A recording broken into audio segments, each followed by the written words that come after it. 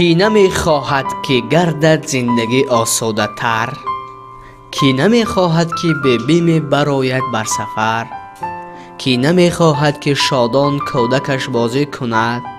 کی نمی خواهد که زیباغ عمر خود گیرد ثمر؟ کی نمی خواهد که باشد زندگی مثل بهار؟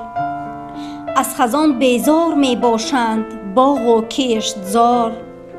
جنگ سازد خانه های بخت را با آتشش. کی نمی خواهد که باشد صلح و وحدت پایدار؟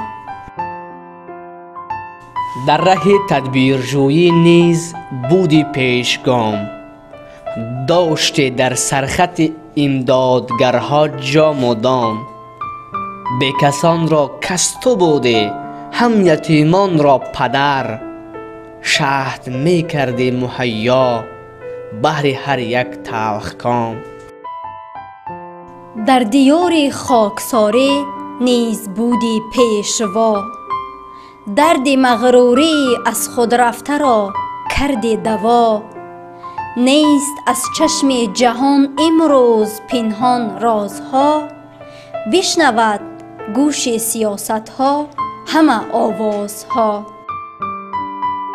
پیش از این هم پیشوا بوده هزاران قصه ها، حرفها گویند از باب کی دور حصه ها. کو همان کاری که تو دستش زدی اجرا نشد؟ کو همان تار زدی ناخون که خوشاوان نشد؟ راه گفتی راه های بی خطر پیدا شدند، نقب ها و جاده آسان گذر پیدا شدند. برق گفتی گشت پیدا نابه های بی مثال، یک خطی احسان جنوب را کرد پیوندی شمال. پشته های خفته گشتند از سخایت باغزار، در حیاتش بار اول شد بیابان باغدار.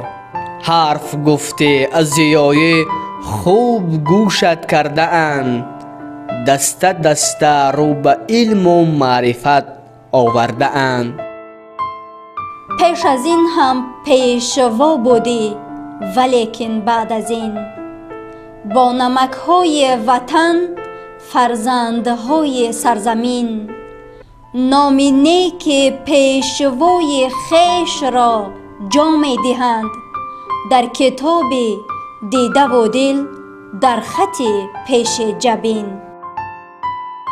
بعد از این اقدام صوت ساز دل دیگر شود، از گریبان برون صدها هزاران سر شود. جاگیری خفته ملک فکر بیداری شود، باز مستحکم تر ایمان وطنداری شود. بعد از این خلقی که دیده جبر از تاریخ بیش، مشکلش آسان کند با دست فهم و عقل خویش. بعد از این با هم جوان و پیر جان و تن شوند، وارثان یک پدر فرزند یک میهن شوند.